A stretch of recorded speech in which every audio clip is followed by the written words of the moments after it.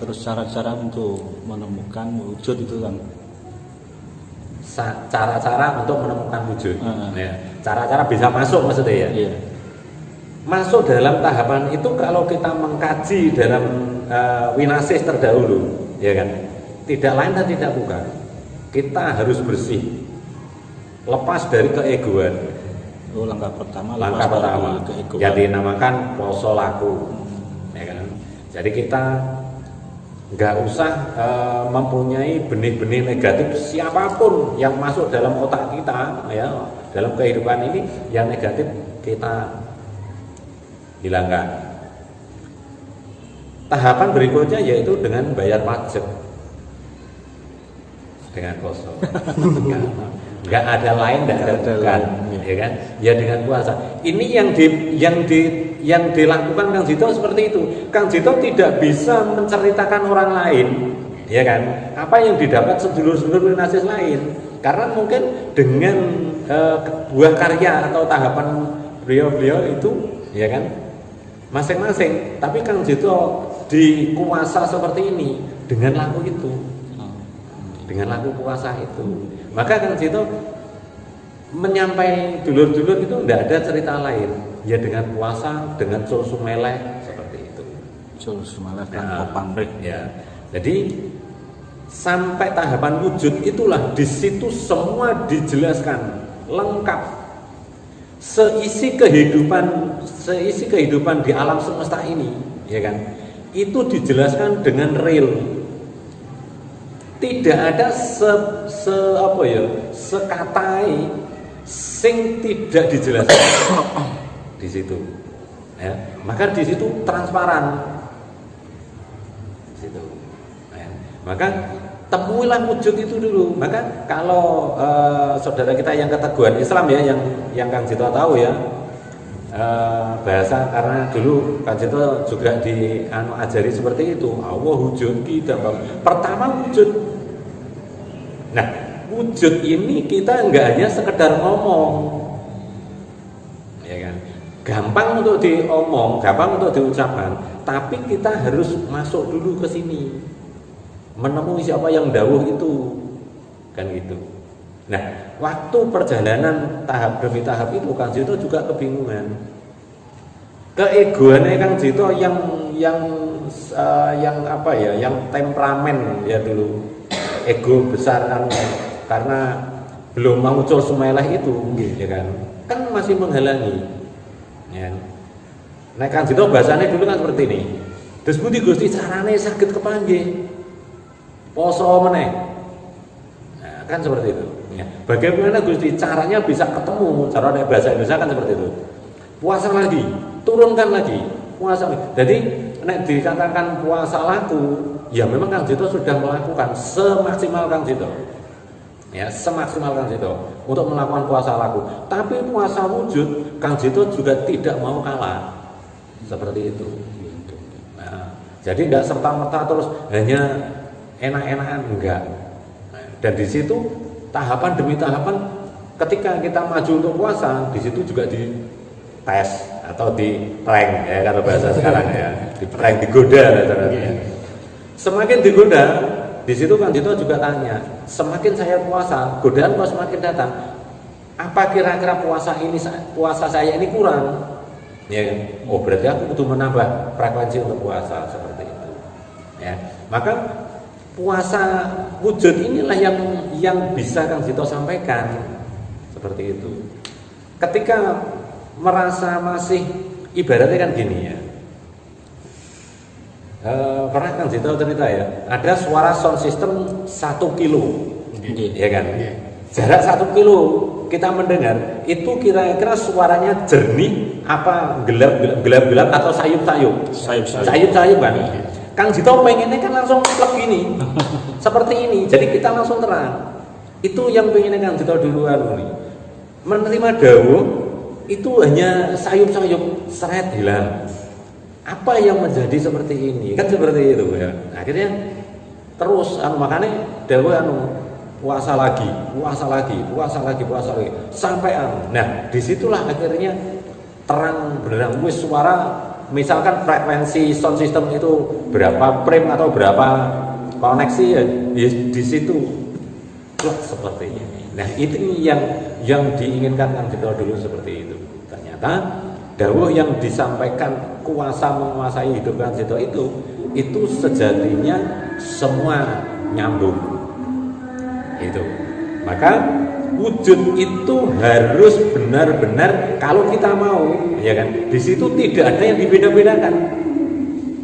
Tidak ada yang dibeda-bedakan. Siapapun, ya siapapun di situ ada kuasanya. Tinggal nebusi, tinggal bayari. Tinggal laku nih. Tinggal laku nih. Ya. Pak Jeki. Maka untuk nyampe seperti itu, ini pengalaman Kang Cito ya, perjalanan itu. Jadi nggak bisa wah saya dapat ini caranya hanya seperti ini ya, itu hak masing-masing ya kan. Tapi karena Kang Cito tidak boleh hanya katanya, jadi Kang Cito melakukan sesuai dengan apa yang dikuasa lewat Kang Cito ini, seperti itu. Nah, itu untuk masuk wujud ya. Kalau tentang dawuh sejati apa yang dikuasa, di situ memang dikasih tahu. Kalau ini nanti seperti ini nanti seperti ini nanti seperti ini nanti seperti ini. Itu semua sudah disampaikan ya. Tapi semua nunggu waktu. Itu. Jadi berarti tahapan-tahapan itu harus ada waktunya, harus ada jedanya gitu ya. Untuk ini seperti ini, seperti ini, seperti ini. Itu ya. Salajengipun ngeten Kang niki kata sing tanglet babagan bagaimana cara menajamkan mata batin. Nah, kita lanjutnya kanti ya. Wujud kan kanti. Kan ada 5 Mas. Wujud, kanti, selamat, sekabehane titik. Kan ada 5. Ya kan? Kanti. Kanti itu adalah seiring waktu atau diiringi. Ya, seiring waktu berjalan. Dikanteni atau dibarengi. Kalau bahasa Jawa dikanteni, dibarengi. Ya kan? Nah, seiring waktu. Jadi wujud utuh yang menguasakan hidup manusia ini akan memberikan sesuatu seiring waktu. Makanya ketika Saman bicara pasti pernah dengar atau pernah dikatakan seperti ini. Hati-hati loh Mas, ucapannya Saman akan kembali ke Saman sendiri. Mandi ucapannya Saman diri. Pernah ya Saman? Pernah, sering ya. Nah, ini mapanya di sini. Mapanya di sini. Kanti ini. Jadi kita mengucapkan 5 ini enggak hanya sekedar diucap. Di sini semua ada makna, mapane laku utuh itu. Ya kan? Jadi kuasa nekane uripe wujud, ya kuasa nekane uripe wujud yang diucap, ya kan? Utuh menguasakan kita untuk mengucap. Di sini dibarengi atau diiringi, ya kan? Atas kuasa. Maka kadang-kadang aku hanya ngomong biasa kok tadi, tapi kok tahu-tahu kejadian ini. Namanya kanti ini, ya dibarengi ini. Ya. Nah, itulah penyampaian ini seperti ini. Terus selamat, ya kan? Selamat itu semua yang dikatakan dalam tahapan laku wujud jiwa sempurna itu tidak lain dan tidak bukan adalah kata-kata ingin ketemu semuanya. Ya, selamat. Ya. Jadi mana selamat itu kalau kita jabarkan dalam penjiwaan, itu sekabe semuanya, ya semuanya. Lah itu adalah suara ini, lah-lahan ini adalah suara ini. Semua suara ini kalau sudah metu, kalau sudah keluar, ya kan, itu akan mapan itu apa bahasanya ya? Apa yang Saman ucapkan itu ada tempatnya sendiri-sendiri gitu loh. Makanya Saman mengatakan sesuatu harus tahu. Ya, Saman mengatakan sesuatu harus tahu tempatnya, mapannya, seperti itu. Jangan asal ngomong. Ketika sampean ngomong dikembalikan dengan hukum tatanan tadi, banyak orang yang enggak siap. Nah, makanya kita ngomong harus paham. Gitu, ya. Terus sekabehane, ya, semuanya. Ketika pembicaraan ini sudah dikeluarkan, semuanya di situ meliputi tatanan hidup akan menjadi titian. Titian itu dinyatakan. Ya, titik itu bisa titik berhenti, ya kan? Berhenti dalam mengatakan sesuatu ketika zaman sudah tahu kebenarannya. Artinya apa? Oh, nah kan mentoknya kan di situ. Oh, titiknya kan di situ, ya kan? Padahal di sini adalah untuk menyatakan. Kan saya posisi di pertigaan. Oh ya Mas Andi, Mas Arto, tak titik ke situ. Benar apa enggak? Dibuktikan. Ibaratnya kan seperti itu. Pembuktian. Paham ya? Nah, itulah cara untuk menjadikan tahapan-tahapan itu ketemu. Maka wujudkan selamat sakabehane titik. Ini kita harus benar-benar turun. Ya, kita harus benar-benar turun.